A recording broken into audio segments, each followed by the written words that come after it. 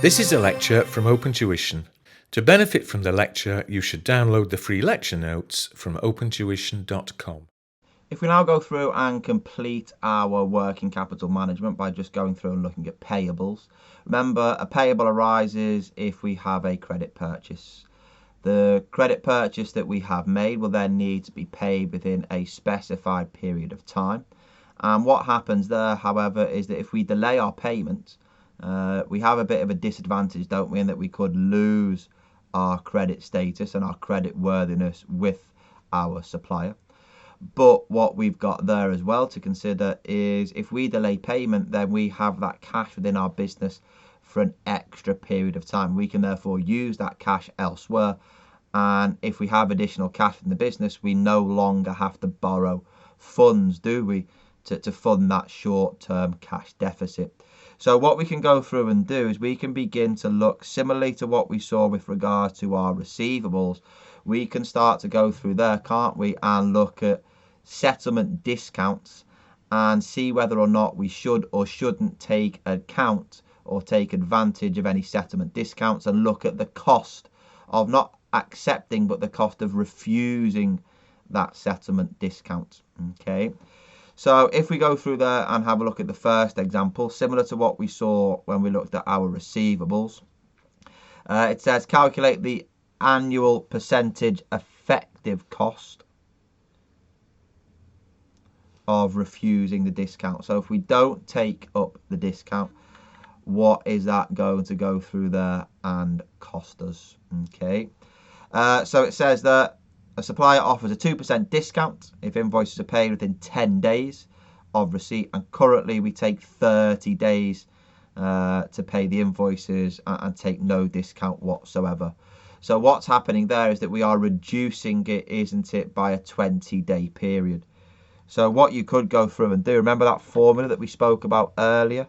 Was it there 100 over 100 less the discount multiplied by 365 over T, subtract 1, and then multiply it by 100%. And you remember that formula whereby D was the discount, T was the reduction in the number of days.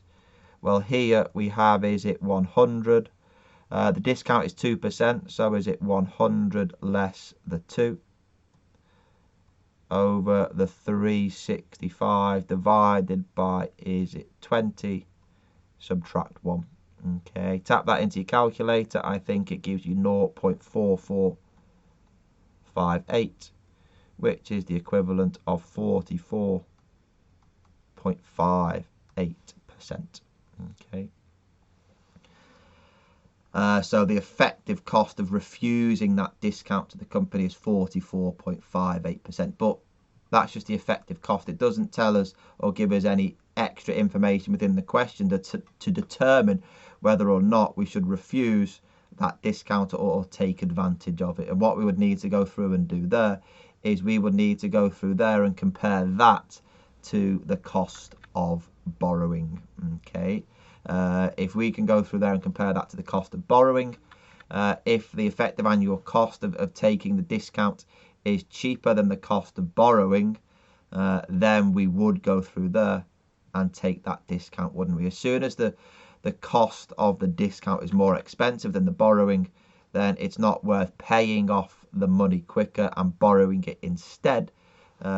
We should go through there, shouldn't we, and refuse the discount. So that's what then goes through, if memory serves me right, and happens within the next example. Okay, it says here, should the company pay sooner in order to take advantage of the discount? Well, what you've got there is it says that the company pays overdraft interest of 13%. So what we could potentially go through and do is we could pay the invoice quicker by taking advantage of the discount, and then we need to work out the cost of doing that compared to that 13%. If it is cheaper to take the discount, then by all means take the discount if it is less than that 13%. But as soon as it's greater than 13%, we may as well go through there and not pay the cash, keep the cash within the business. If any extra cash is needed, borrow it at the cheaper borrowing rate as opposed to taking the more expensive cash discount. Okay, so what we've got there, we need to work out the percentage. We need to work out the effective annual percentage, don't we, on that discount. So again, it says a company currently takes 40 days credit from our supplier, and it will go down there. Is it to 15 days? Okay, and we have, is it there, a 1.5% discount. So it's a 1.5% discount. We're going, is it from 40 days to 15 days? So what you've got there is that is a reduction, is that there, of 25 days, isn't it? So what we could go through there and look at in this instance, it will be, is it 100 over, is it 100 less the 1.5 to the power of 365 divided by, is it the 25, subtract 1.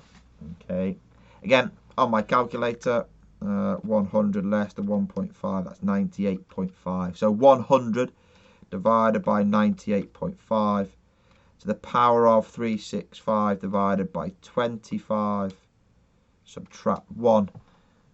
The annualized cost there, 0.2469, which is the equivalent of 24.7%. Okay, so 24.7% versus, is it the 13%? It is cheaper, isn't it, with the overdraft than with the discount. So I would not go through there and pay any sooner. Okay, there we have it. That's it for now. I think there's a little bit of extra stuff for you to go through and read in your own time, discussing over trading. I'm not going to go through and spend any of our time working our way through that. There's no numerical example to consider. It's just purely book work. So if you do get stuck, feel free to ask me on the forum.